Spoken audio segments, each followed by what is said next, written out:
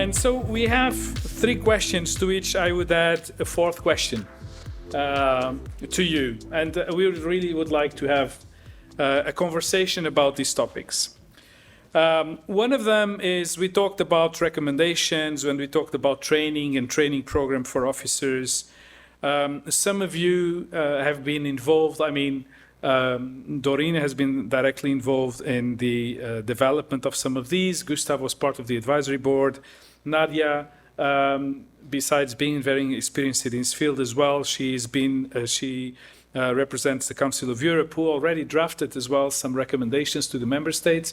And Torben, besides being at UNODC and being one of the persons that was engaged in the PO21 project since its beginning, he was also one of the persons that drafted the Council of Europe recommendations already a few years ago. I think it was 2018 or 2017, I don't remember. 17, okay. 18, okay, good. So my questions and the questions to this panel are, how relevant are these recommendations for the European Prison Officers Training panorama, let's say? And how do you think the organizations can benefit from this work? There's another topic regarding job attractiveness, that has been discussed this morning. And I think it would be really interesting to hear about that, and what are your views about the attractiveness of the job. And my last question would really be, and that's the 4th question, is really, could we think in the future about having an European prison officer profile, or at least to have like we have in so many other professions, that we have someone who is a professional whose training may be recognized in other countries throughout Europe? Do you think that is something that will be possible to achieve? I mean, we all understand that there are differences between the member states. The national legislation is different. Some practices may be different as well.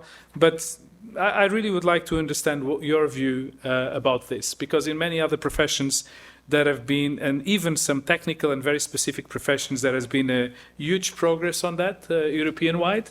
And I really would like to understand if you think that's something possible. So probably we could start with you, Nadia. You think so? Thank you. Yeah, you just have to. Thank you. Thank you very much, Pedro. Of course, we start with the woman. She can jump first from the ship, swim with the sharks, and then Doreen will tell the story on the next conference, you know? But we can ask Doreen if you... Yeah, he's the storyteller. So first of all, on behalf of the General Directorate Execution of Sentences of Bulgaria and the Council for Penological Cooperation, I would like sincerely to thank you for this kind of invitation, and also to congratulate you and the whole team who was involved in this very challenging project for all the achievements, all the insights, because from my perspective, of course, not only personal, but practical, just to add something, in my organization, I'm also responsible for the training and preparation of prison and probation staff. That's the most crucial question the last couple of years, and will be even most important the next couple of years. And I trust, and I'm sure that you will support me, that staff are the most important pillar of every organization. Without the staff, we cannot do nothing. Even if we have the best infrastructure, the best prisons, the best rehabilitation programs and risk assessment tools, if we don't have well-prepared, well-trained staff, motivated and supported, confident staff, we don't have nothing. That's the situation in 21st century. We'll see in 22nd, is that the right century, how the situation will change, but this is for now. And prison management and prison administrations and policymakers should recognize this as a priority and invest efforts and budgets to support the training and preparation of staff. Reading the documents that you have produced during the weekend, it was very interesting, by the way, to read what you have discovered and all the very important recommendations which you have actually identified from the findings of the survey and reports, etc. I was asking myself, who is the prison staff? Who are they? Who are those people? Huh? We said that we have new trends in prisons, new phenomena. Radicalization and violent extremism, gangs, mental health issues, and the staff should confront with all these new phenomena on a daily basis. But on another hand, we have new generations of staff entering into our prisons. And do we know who are they? What are their expectations? What are their perceptions for human dignity, for example, for human rights? What is their DNA, so-called?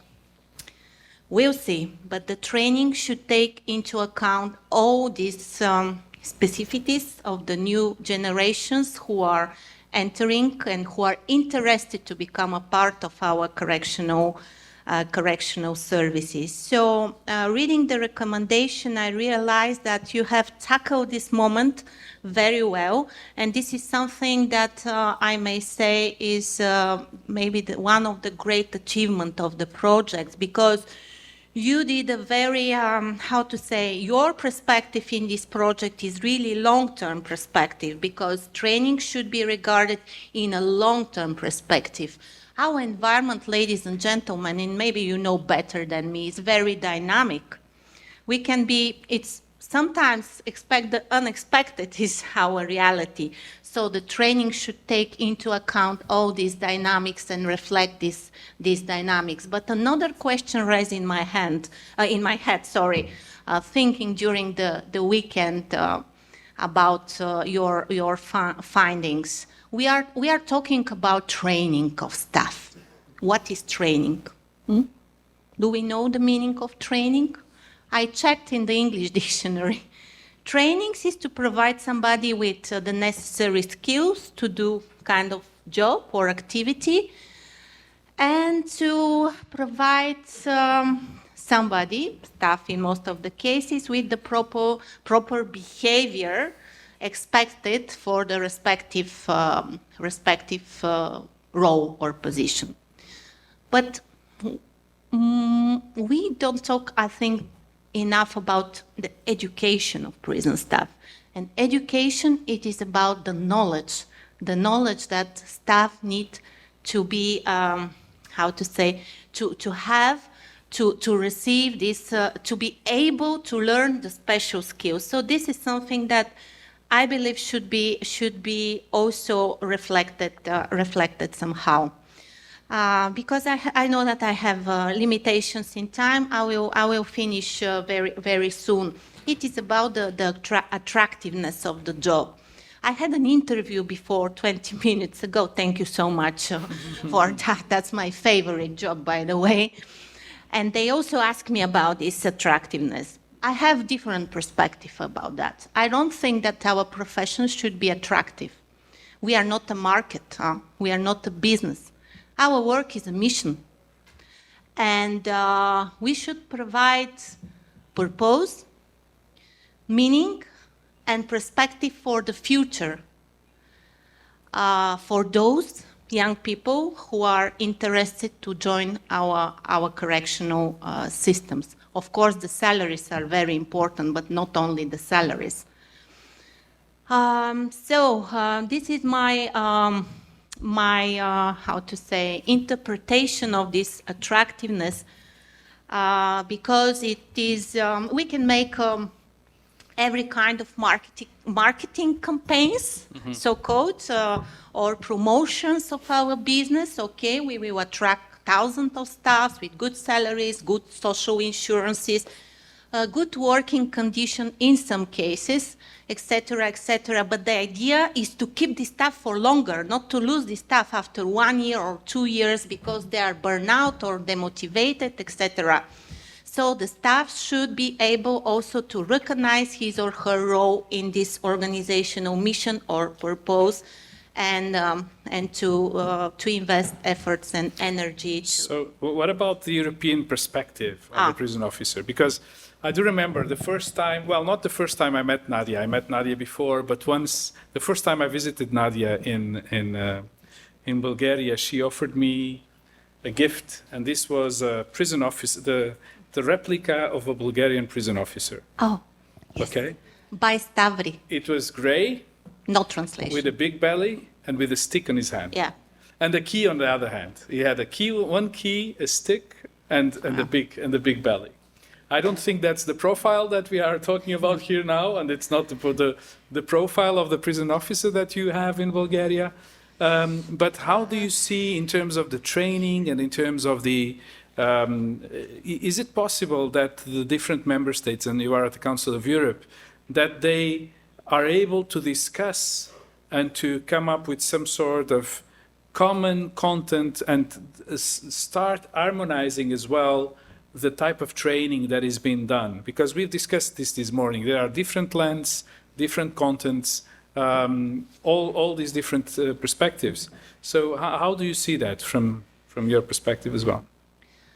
First of all, Pedro, the figure that you have received, the present is not the profile of the Bulgarian prison officer, but in Bulgaria, and we are popular with that, we like jokes. Huh?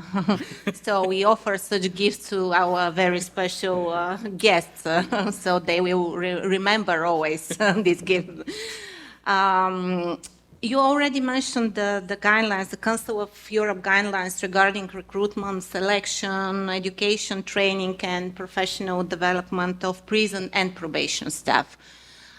Before drafting this document, and Mr. Torben Adams was very much involved in the drafting of this document, so he's one of the authors. We did some kind of survey. We sent a questionnaire to all Council of Europe member states to try to understand what kind of training is provided, what is the role of the training, what are the expectations, what is the profile of prison and probation officers.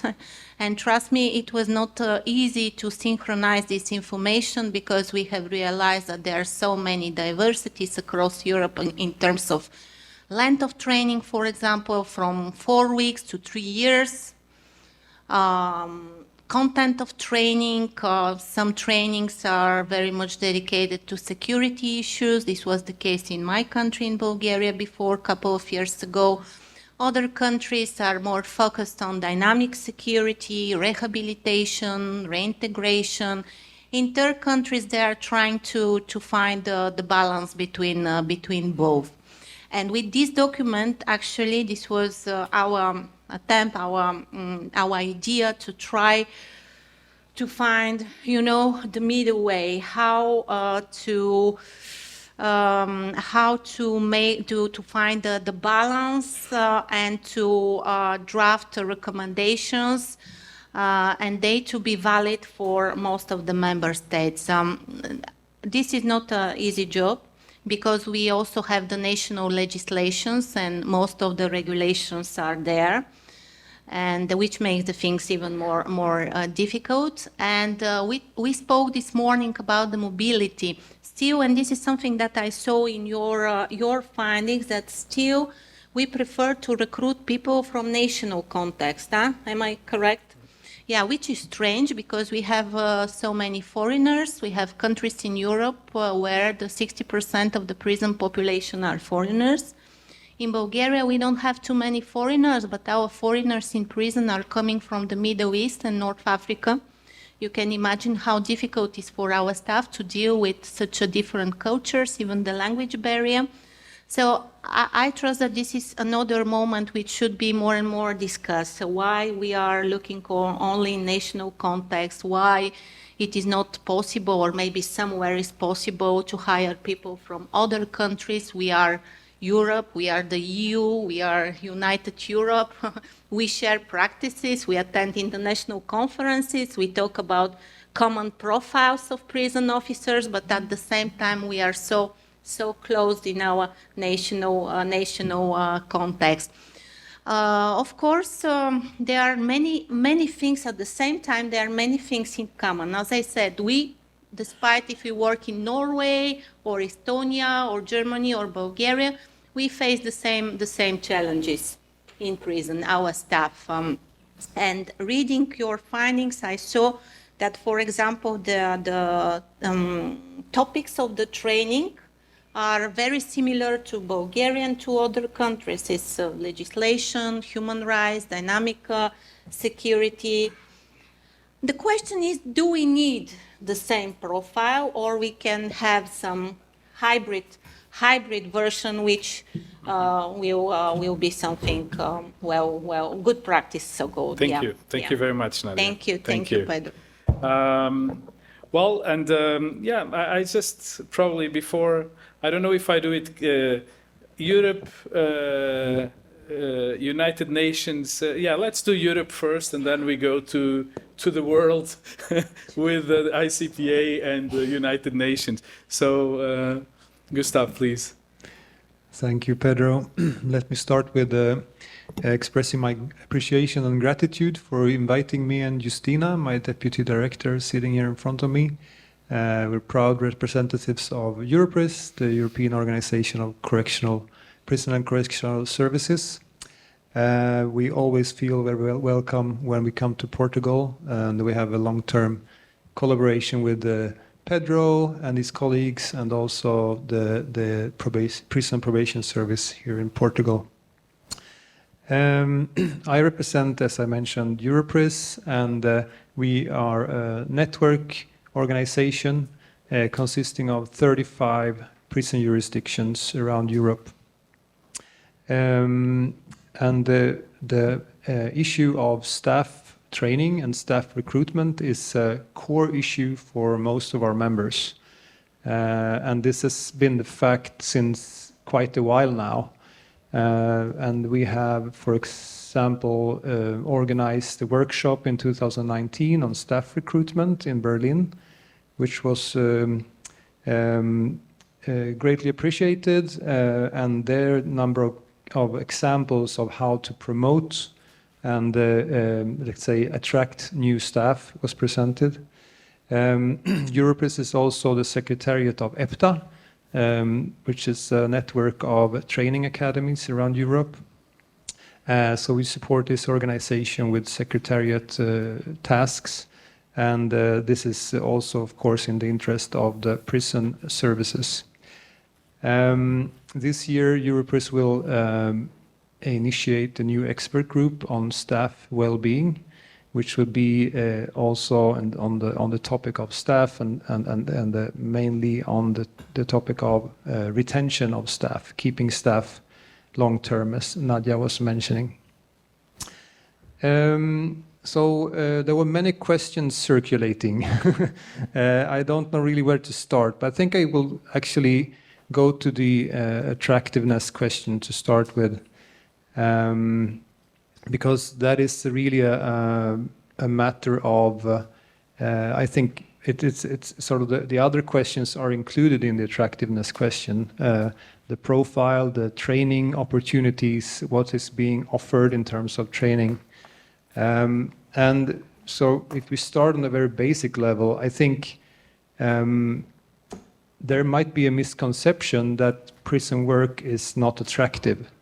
Even though we heard this morning that 0% of graduates are interested in working in prison, I think that is more sort of based on a lack of knowledge of what working in a prison is about. Working in prison is very interesting, one of the most challenging tasks you can have in public sector, and it sort of embraces both rehabilitation, security, both soft and hard issues to handle on a day-to-day basis. So I think promoting what prison work is really about. That's a starting point. And I mean, this might sound like a cliche, but I think, for example, the Netflix series on the worst prisons around the world, I think that is maybe a bit speculative in its title, but some of these episodes are really good, also from the European arena, showing how prisons are operating.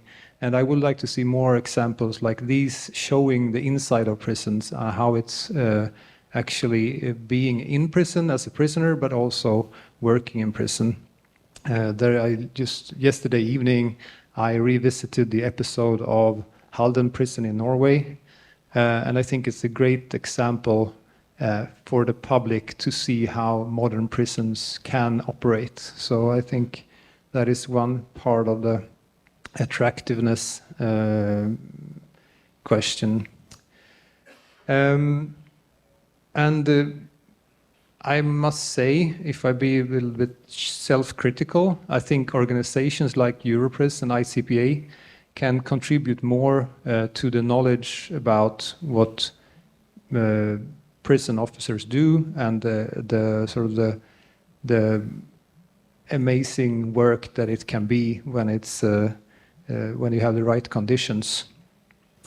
And to be more specific in terms of attractiveness, I think we need to be more clear that a modern prison service contains a lot of specialized tasks. So there is a lot of opportunities for specialization in prison. And for example, you have implemented in several agencies now family relations officers. You have intervention teams, of course. You have specialists in inspections and surveillance. You participate in treatment programs, do risk assessments, and also case management of sentence planning, etc. So there is a lot of sort of professional development within the global term being a prison officer. And I think that also has to be shown to potential candidates. And this diversity has to be promoted more. My second point when it comes to attracting new staff is that I was looking into the statistics yesterday evening when preparing this intervention. And it's still a fact that in the EU countries, according to Eurostat statistics, 3 out of 4 prison officers are male. And I think with the demographic challenge that basically the whole modern world is facing with the aging population and the lack of workforce, women has to enter the prison services to a larger extent. And this can be done in many ways. It has been already steps have been taken in many services, but I think that that could be a specific focus. And there are also several benefits with increasing the presence of women in not only female prisons, because that's very common that prison service responds, we have female prison officers, but they are mainly working in female prisons. But to normalize the environment in also male prisons, there is a need for female prison officers. I think also that female officers can reduce expressions of toxic masculinity, both among officers and inmates. And there is also the matter of social orientation and rehabilitation that sometimes are more embraced by women than by men. And last but not least, including women to a larger extent in the recruitment base will sort of create a larger platform to recruit from. So specialization and the gender aspect, I think, are two options for prison services to focus more on when in terms of attracting staff. I think I'll stop there and maybe I can return for Thank you questions so much. later. Thank you very much, Gustav. And now, Doreen, please. Okay, I will be the devil's advocate in this presentation, and I hope at least Torben will save the day. So you put a question, Pedro, and you said... We have now big expectations on Torben. Yeah, so yeah, all the pressure, but because Torben, I think he played, when he was American football player, he was the tight end, correct me if I'm wrong, Torben, and he was the last line of defense in American football. Yeah, so I'm right. So we rely on you, Torben, and I must tell you that also my son is relying on you to have this spring the visit to Vienna. So he is the last line of defense. So I said, I will be the devil's advocate, and I will respond to Pedro das Neves' question when you ask a question. I think it's important to respond to your question. You ask if it's possible to have a common European prison officer and so on. Yes, and I said the first response will be yes. But there is a but. So I will say yes, and I will try to respond why it's important to say yes. Before we give the answer, I think it's important to realize also the challenges that we face. It's a very let's say daring objective. It's important to have a common framework of what we are doing things in prison, because basically at the end of the day it's important to know that we are doing the strip search, or we are doing the exercise that we have with my colleagues in Bucharest and in Bremen. It was the first exercise that we realized that we are having some problems. So basically, in the prison where I work, the chief manager is the acting prison governor when the prison governor is gone. So he could take decision. In other prison administrations, you cannot take decision as long as you don't brief the prison governor. And I must tell you, how could the prison governor 100 kilometers away from the prison to take decisions about life and death of a person? And this is one of the examples. Yeah? So there are some, let's say, internal situations, and we need to clarify this. So my first, and Gustav spoke about Netflix, the worst prison in the world. I was in some of the worst prisons in the world. I was in Maseru Central Prison. And trust me, what they present on Netflix, it's just half of what is real situation in Maseru. So the main idea is we have a society perception about the prison officers. Take a look on the movies on Netflix, on HBO Max. We have a lot of movies about police officers in Spain. Do we have someone from Spain here? Yeah. Most of the La Escuadra who are fighting against the drugs between Morocco are like the shining knights who are doing the good things. There is a lot of movies about the life of police officers, even from Romanian police officers. So a lot of people, the image that we project about these jobs on law enforcement, these are the knights in shining armor, so we're doing that and that. Trust me, please forget my ignorance. The last movie that I saw about prisons, it's about Oz Federal Prison, when we know what happens in Oz, the federal prison. It's about Shawshank Redemption, and we know what happens in the Shawshank Redemption. It's about Brubaker with that obsolete system of trustees, inmates who are in charge to supervise other inmates and so on. My son, who don't want to become a prison officer, he wants to become an archaeologist and an American football player. He says, and I said, why you are not wanting to become a prison officer? Because he said, you are married with the prison service and not with my mom. Because you left for a longer period from the life of us. And I said, I don't want to be like you. So, and the perception about the prison, of the prison staff is that everybody wants the children. If you ask children, what do you want to become? I want to become a police. For what? Because I want to fight against crimes. I want to become a firefighter. For what? Because I want to fight against fires and I want to save people and so on. Ask someone from the young generation, Do you want to become a prison officer? For what? So this is one of the topics that, but I said it's not impossible, but we need to work on societal change about the perception of the prison environment, of the prison work. Then it's about recruitment, training, and salary. Please forgot again, because I became a devil's advocate. I remember that I met 3 years ago in 2019 in a project meeting with prison unions colleagues from Portugal, from Hungary, from Czech Republic, from Slovakia, from Romania, from Greece. I think Adrian Nagoye knows better what were the persons there. And I must tell you that I was surprised to see that in Hungary, they hire people with limited knowledge, people who don't graduate the college. And they hire people just because work in prison is not attractive. With all due respect, what the lady from UK tells, it's like a fairy tale. But the real situation is like that. You hire people with limited education just because it's not worth it to work in prison. So it's a problem to establish what are the minimal backgrounds for the people to work in prison in Europe. Because if I have in Romania, it's mandatory to have 12 classes finalized. We call it college.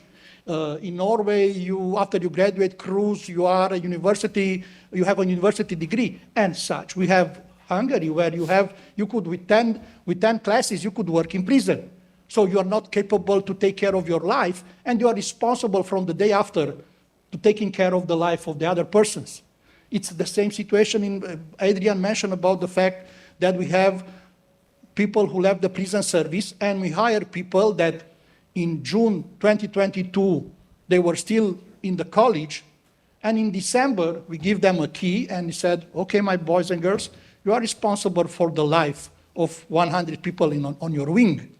So I think it's important if you want to have, yes, this objective, it's a very let's say it's a very important project. It's a very, very important, but we need to take in consideration this type of approaches. Again, let's not focus about the physical and working environment.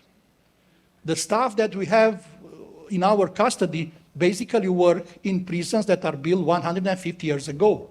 Examples like Holden or other prisons are just the type of the type of the iceberg.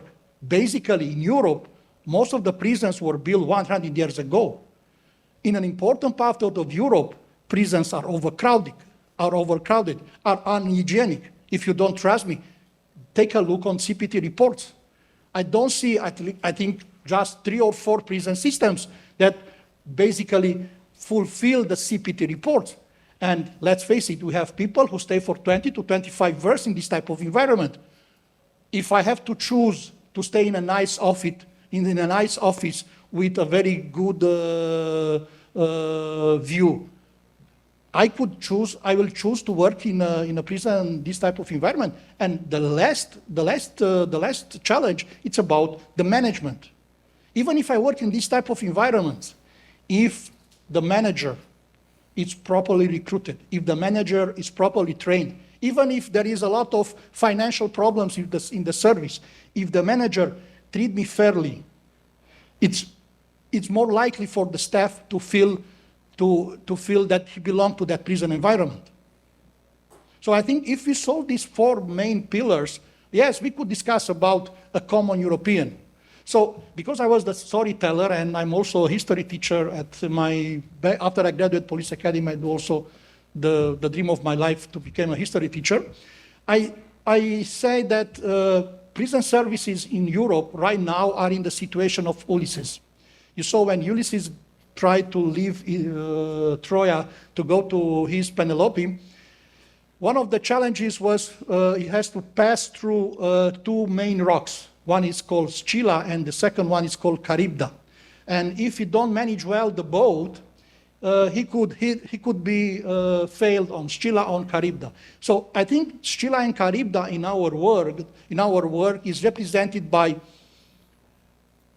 high pressure from the various type of prison population that we have. When we entered in prison service 25 or 30 years ago, we have a common type of inmates. And right now we have mentally ill inmates, we have radicalized inmates. We have inmates with gender issues. So when I start my career in prison, I have men and women to supervise in prison. Now I have at least 4 or 5 categories in this type of situation. And I'm not arguing about that. I am telling that you are here training responsibles, and you train your staff in your prison environments to supervise the middle of the road type of inmate.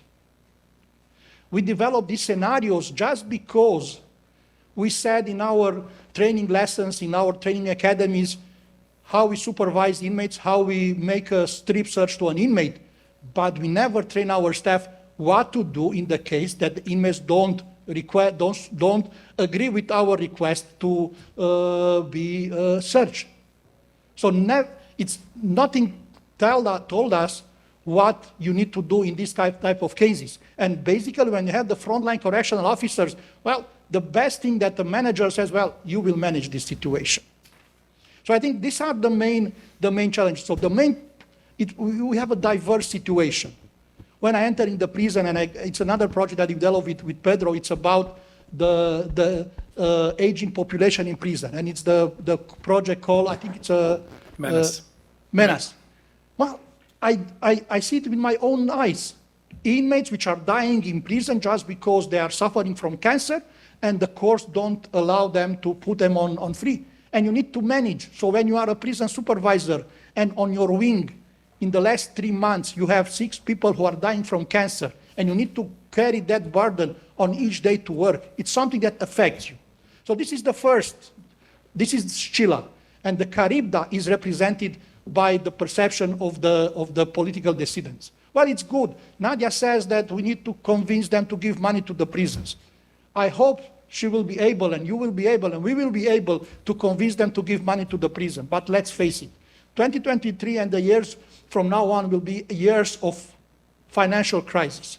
If you are a politician, now please stay on their shoes. If you are a politician and you need to take decision to allocate 100 millions to the improvement of the prison system, and you have the options to allocate the 100 millions to build, I don't know, a hospital, a schools or something, on which area you will allocate the money? Yeah? You don't need to respond me right now.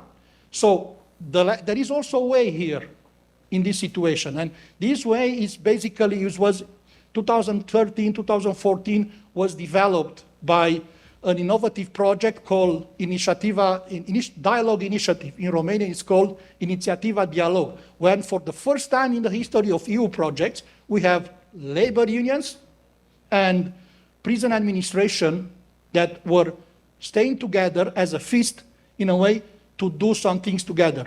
And one of the reasons why we are meeting here in this project focused on staff is because Dialogue Initiative, a project with the support of the Norway grants, opened this door to that.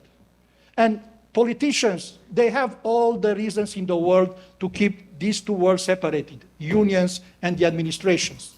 And all the time, they will not be focused to allocate these 100 millions for the improvement of the prison administration. So this could be a solution, to stand strong, to stand together, and to recognize that we have a problem. Thank you, Therein. Okay. Thank you. You know, you're speaking, and I was thinking that I've been around working in this for 25 years now. I hope I'll still do 25 more. So probably we may have hope of having that European training officer during that period. Because some of the problems, I really appreciate the pragmatic view that you always bring to the table. But I always have hope that with some good policy making, that things can go through. Yesterday I was talking with some of the colleagues from Belgium, and you just mentioned that we all share the same problems. The difference is that we have material conditions to deal with those different material conditions to deal with those problems. It's different, as you mentioned, if you are in Halden or in Beveren dealing with these issues, or if you are in Sofia prison. I was going to mention a Portuguese prison, but you saved me. So it's of course very different. So one of the examples I was giving as well is that Belgium is building prisons now every few years. And that's because a few years ago, already some time ago, there was a decision, political decision, to design a master plan to build new prisons and replace the old prisons.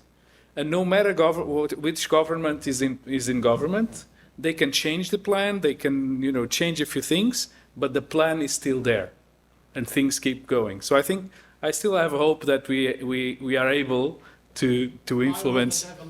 Yeah, I know that. Okay, so Torben, now you have like you have to save the day, or well, at least the beginning of the afternoon. What do you think about these different topics? I mean, thank you very much. Let me just say that Torben, besides being a football player, he was also a prison officer.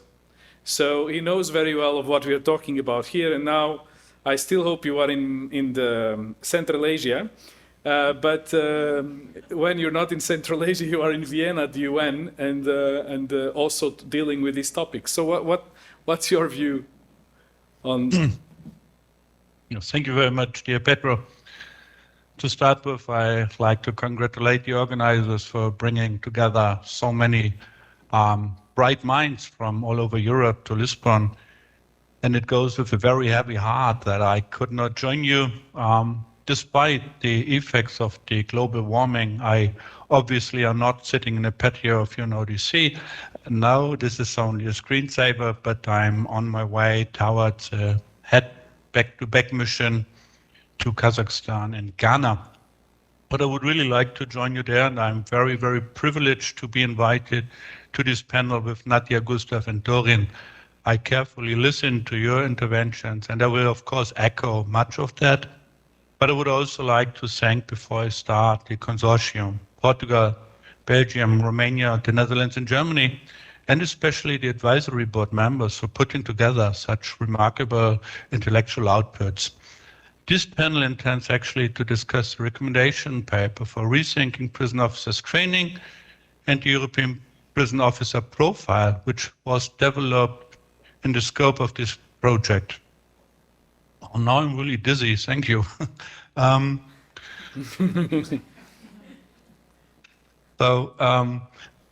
You asked 4 questions actually. How relevant are these recommendations for the European prison officer training panorama? And when you have to read through, you see 43 recommendations for rethinking prison officers training. You touched upon the most important topic, the mission, the entry educational levels of staff and requirement regarding recruitment and selection of staff, and all the features for the education and training itself, and how important continuous training and other relevant recommendations are. So I found all of these 43 items relevant and important. And if I would be a practitioner now in a member state, I would really try to develop a checklist on the compliance of these recommendations. Of course, this could be only done voluntarily from the member state, but I could really imagine that member states have a huge appetite to measure whether if they are in compliance with these 43 recommendations. And if you would conduct, perhaps as a second phase of this PO21 project, this compliance checklist exercise, you would be perhaps one step closer to a European officer profile, because my estimate would be that some member states are in line and in compliance with these recommendations while others are not. And an assessment would help in order to overcome some gaps. How could the job be more attractive? What has to be improved? First of all, I really believe it's a top-down approach. You need political support. This is absolutely required, but you have also to acknowledge that you have a sizable number of Europeans working in prison, and these are also people who have the right to vote, politicians. We talk about 305,000 prison officers, and 35,000 are working actually in my home country, in Germany, in prison. I believe that political support is extremely important and required because much is unfortunately also related to the available financial means. Not everything, but in terms of salary or providing a safer or more attractive workplace, we need also the respective financial means. In general, it is well acknowledged that correctional officers play a significant role in the overall security architecture of a nation, but there's also a kind of diametrical trend to oversee or underestimate the importance of the service. And this is extremely unfortunate. It is not very attractive nowadays for decision makers, for politicians to ask for more funds to improve the prison service. As mentioned from my dear colleague Doreen, it's extremely difficult to run a campaign. Therefore, every prison officer, really everyone, did not matter on the hierarchical level, has also a role to play. Correction officers have also to live up to the standards. They have also to maintain and improve an image. And here I will go actually to the executive summary as provided from the project consortium.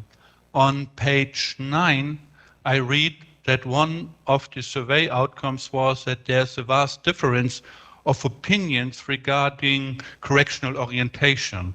I have to read it out here. There's a vast difference of opinion regarding most items regarding correctional orientation. On the one hand, prison officers believe in and support inmate rehabilitation. On the other hand, they seem to be primarily concerned with the daily security routines and not so much with inmate rehabilitation.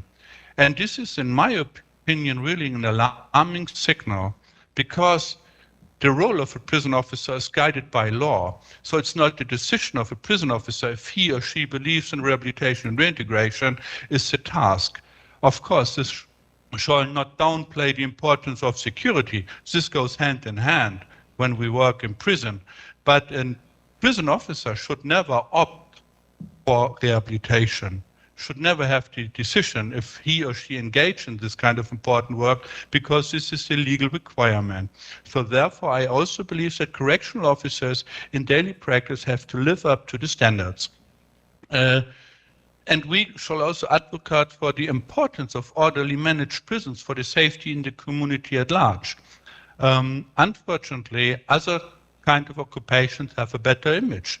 It is more prestigious to work as a police officer compared to a correctional officer. And there's something what we, as European prison officers, could do. We could really raise the voice and make people also understand how important orderly managed prisons are for the safety and security in the community at large.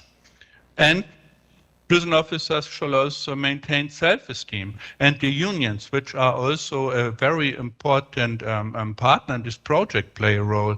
Unions shall advocate for the importance of the job as a correctional officer. We have to make people aware that correctional officers play an important role in the rehabilitation process. And if we are really fair, we would really agree that other professions in prison receive more kudos. It is more prestigious to work as a social worker, or psychological counselor, or governor in prison. But we have also to understand that this kind of professions are in general only working from a 9-to-5 pattern, Monday to Friday. The prison officer, the correctional officer, is on duty 24/7. So it's self-explanatory that they play a very important role in prison. Despite all the good interventions, which are mostly implemented by other professions, like social work and psychologists, for instance, the role of a prison officer is from tremendous importance. I see some difficult times ahead when it comes to the recruitment of new staff. Despite the corona crisis and the ongoing coward war in the Ukraine, we have slight indicators, especially in my member state, that we will not suffer a recession. Even some economic expansion is predicted, and even the GDP indicates growth for the next year. In this moment, in my member state, in Germany, 781,000 positions are vacant in the industry, but also in the public service.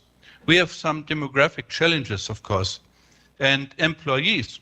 Prison service has also the challenge that staff is getting older, and many people will retire during the next years. At the same time, we are in competition with the private sector and the general labor market for qualified junior staff. And I brought you also one figure from Germany. This figure touches upon the federal police and judges, so not for the prison service, but gives you a kind of hint. 25,290 people working for the federal police are currently below 25 or up to 34 years of age. At the same time, 25,315 employees are above 60 years. And the total of 56,895 employees are above 55. So this gives you a hint on how many people will retire within the next decade. And we are in strong competition with the private market to get more qualified staff into prisons. So this is extremely difficult, but all of the results of the PO21 project are giving actually guidance and steering us towards the right direction. We talked about entrance criteria when it comes to the recruitment of prison staff. In some of the federal states in Germany, you need the German citizenship accordingly to Article 116 of our Constitution, while in others not. We should establish a kind of understanding that we have a liberalization of the labor market within the European Union. Currently, 17 million European Union citizens are working or living abroad. There is much workforce which could also work in other jurisdictions, for instance in Germany, but of course also in other countries. I really hope that I see one day the first group of well-trained prison officers, for instance, coming from country A to Germany. The language barrier and other things could be tackled. I believe this is possible. I talked earlier about the need that we also maintain and improve our image, and that correctional officers live up to certain standards. Talking about Germany again, we have a specialized appointment system. We have the principle of lifetime employment. This shall ensure that civil servants fulfill certain constitutional tasks, and this shall also guarantee neutrality of public administration and the legal and economic independence of civil servants. Therefore, I think it's extremely important that we have a well-designed selection and recruitment process as indicated in the PO21 project, because it is somehow a love marriage for many years. If we hire someone now with 21 years, he or she will stay more than 4 decades in service. Therefore, we have to ensure at the very beginning that we recruit the right people. And therefore, some of the recommendations are so important. Everyone who steps into the prison shall have a good understanding on the mission. This person should understand that he or she is not a police officer, not a judge, not a prosecutor, but a correctional officer. And a correctional officer has to ensure rehabilitation in prison, prepare inmates for the time after release to live a law-abiding life, and also to have to ensure security for a certain time. And if we promote this message that these individuals are tasked with these important things, I believe we could also score in the political arena, getting more support, utilize more funds to make the work more attractive. In what ways can your organization benefit from this work? So this was also one of the questions outlined from Pedro at the very beginning. If you look into the intellectual outputs of this PO21 project, you will find an evaluation of the current state of play. It provides an overview on challenges and shortfalls, but also indicates some potential solutions. And it would be a pity if this outcome would be covered in dust in the future, sitting in some shelves in some offices. Every one of you is also requested to utilize it, to use it. Make dissemination in your country. Reach out to other colleagues that they are aware of all of these beautiful results. I would also like to stress that we as an international organization, UNODC, could play a role. We will conduct the Commission on Crime Prevention and Criminal Justice in May of this year. And I would like to invite the project consortium to apply for a side event in order to illustrate the findings of the PO21 project. It would be really our pleasure to host you in Vienna in May. I would also ask other international organizations like Europris, I see Gustav and I see Justinia there. If you conduct all of your beautiful work, invite please more frontline practitioners. It was mentioned from Dorin at the very beginning that I was one of the persons who are a guarantee for the last line of defense. I did not do that on a football pitch because I was an offense player. My task was to overcome the last line of defense. But indeed, as a prison officer, and I started my training in 1997, I was trained to be one of the last line of defense employees in prison. I was a uniformed correctional officer, and during my first year of career, I was excluded, exempted from any kind of international activity because we were simply not invited. Not invited from ICPA, not invited from Europris, not invited from UNODC. So I really, really appreciate the new approach from Europris and ICPA also to invite frontline practitioners. This is really the right track, because if you're going to continue only inviting senior staff from prisons, governors, or the before mentioned psychologists, social workers, and staff representing the ministries of justice, you will neglect a great part of the workforce, which is the correctional officer. They shall play a role when it comes to policy making. They could be influential on many levels. So these were actually my 2 cents. If I look to my watch, I think I am overdue. I'd like to thank you for your attention, and with respect the floor to my dear colleague Petro. Thank you. If you're not taking your luggage immediately, we would invite you to stay for a few more minutes because we may have some questions to the panel. And so now, by thanking all of the members of the panel, I would open the floor for questions or comments about what was said. So we have Justina. Thank you for the session. It was very inspiring, to hear all the different aspects and answers of your questions.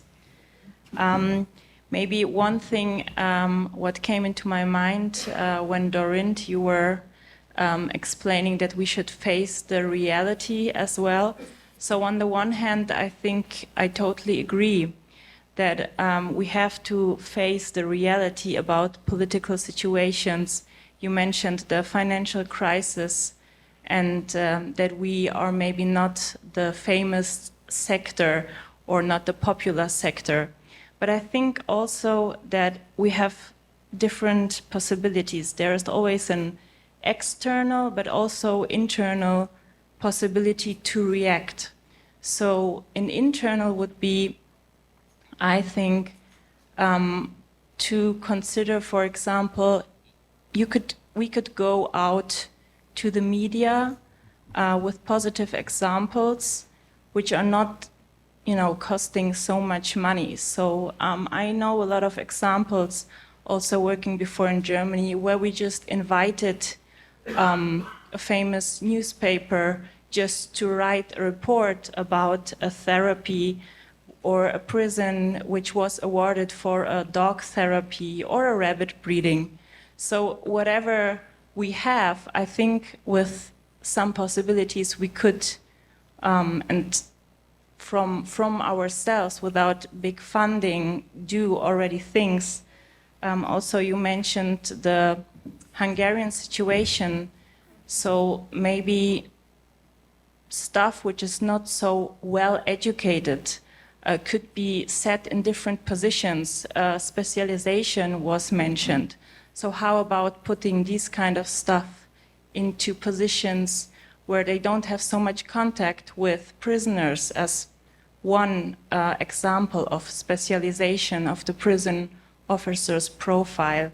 And I remember also how we could improve the image of the prison sector, I think is also about how and where we promote the profiles and the job requirements. So it's not always the case that you can find it on Google, for example. I think we are also quite conservative sector still, and for sure there are, I'm convinced, possibilities to go out and to raise awareness of the different possibilities what this job has to offer. Thank you. Thank you very much for your comment, Justina. First, Torben, I was agreeing with you very much on the fact that in projects we don't include prison officers as much as we could because it's often trainers or management level or different levels, but not as much the prison officers themselves. Though it is included in the project with the questionnaires and so on, but on the different projects and on the different events, they are not as much involved as the other categories. But I had a question for Doreen, actually, because I was pleasantly surprised to see trade unions being involved in projects. And again, having been involved in other European projects on the issue, it's not been the case before.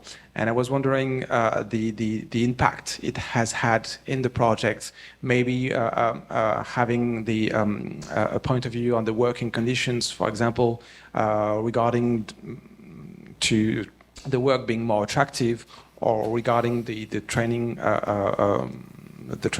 course to involve these issues. How has it affected the project having trade unions in it? Thank you.